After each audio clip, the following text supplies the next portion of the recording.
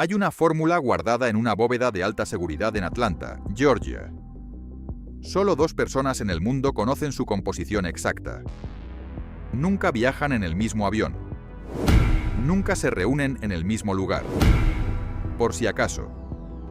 Esa fórmula vale más que el PIB de la mayoría de países del mundo. La empresa que la posee vale 300.000 millones de dólares. El hombre que la inventó la vendió por 2.300 dólares. Y murió 2 meses después. Solo. Arruinado. Adicto a la morfina. Sin saber que acababa de crear la bebida más consumida de la historia de la humanidad. Esta es la historia real de John Pemberton y de la Coca-Cola. Para entender por qué Pemberton inventó la Coca-Cola hay que entender primero su vida. John Steve Pemberton era farmacéutico en Atlanta, Georgia. Cuando estalló la Guerra Civil Americana, se alistó en el ejército confederado. En abril de 1865, en la batalla de Columbus, recibió un sablazo en el pecho. La herida nunca curó bien. El dolor era constante. Y el único remedio disponible en aquella época era la morfina.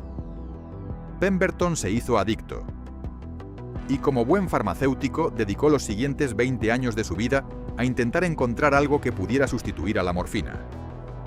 Una bebida que calmara el dolor, despejara la mente y no enganchara. En 1884 creó su primer intento, el vino de coca Pemberton. Una mezcla de vino de Burdeos y extracto de hoja de coca. Funcionaba, pero tenía un problema, el alcohol. En 1885, el condado donde vivía votó a favor de la ley seca. Pemberton leyó la noticia en la calle. Y esa misma tarde empezó a reformular su bebida sin alcohol. Un año después, en 1886, en una pequeña farmacia de Atlanta, mezclaba por primera vez su nuevo jarabe con agua con gas. Lo probó. Y supo que era algo distinto. Pemberton empezó a vender su creación en la farmacia Jacob de Atlanta. El precio era de 5 centavos el vaso. El primer año vendió exactamente 9 vasos al día. Los ingresos totales del primer año, $50.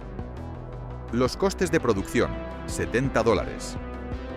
El primer año de Coca-Cola terminó con $20 de pérdidas. Pero Pemberton seguía creyendo en su bebida. Tanto que convenció a su contador, Frank Robinson, de que le ayudara con el marketing. Robinson fue quien eligió el nombre combinando los 2 ingredientes principales. Y fue él quien dibujó a mano el logotipo con caligrafía spenceriana. El logo que sigue siendo exactamente igual hoy, 140 años después. Pero Pemberton ya no podía esperar. El cáncer de estómago avanzaba.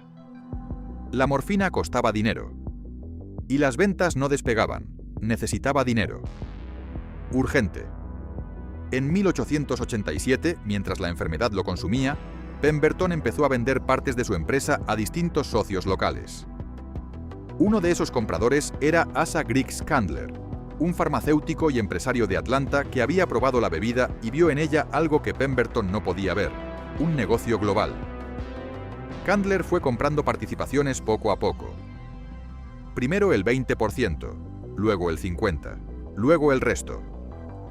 El precio total que pagó Asa Candler por Coca-Cola fue de $2.300. $2.300. Pemberton firmó la venta en agosto de 1888. 2 meses después estaba muerto. Murió a los 57 años. Adicto a la morfina. Arruinado. Sin un centavo. Su hijo Charles intentó seguir vendiendo la fórmula por su cuenta. No funcionó. Murió 6 años después, también en la miseria, consumido por el opio. La familia Pemberton desapareció de la historia de Coca-Cola para siempre. Candler tenía algo que Pemberton no tenía: visión comercial. En 1892, 4 años después de comprar Coca-Cola, había multiplicado las ventas por 10. Fundó The Coca-Cola Company.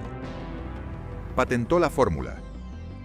Comenzó a distribuir cupones de vasos gratis por correo postal. En 1895 ya vendía en todos los estados de América. En 1897, Coca-Cola salió por primera vez de Estados Unidos.